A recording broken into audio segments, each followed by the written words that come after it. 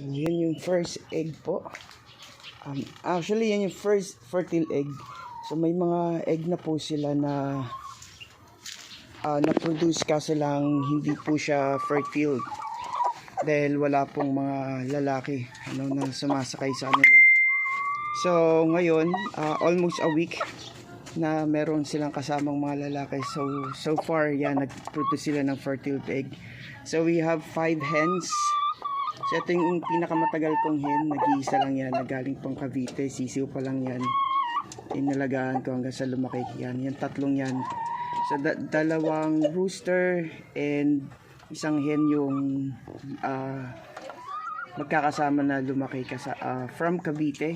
Yan, mga sisiw pa lang yan. Then ito, mga bago yan. Bagong hen. From Tansa, Cavite lang din yan. So, hopefully maparami natin, ipapahatch natin yung mga na-produce nilang mga egg. So far dito muna sila, then ta-transfer natin sila sa San Jose kung saan doon tayo maglalagay ng mini farm natin, guys. So sana supportahan po ninyo ang adventure po natin. Subaybayan po natin ito mula pagkasisiw pa lang po. Meron na akong video niyan. Kaya nakakatuwa po pag mas na nakikita mo yung mga alaga mo na lumalaki at dumadami. So there you go. Thank you so much, guys, for watching, and abangan nyo ang susunod natin mga videos.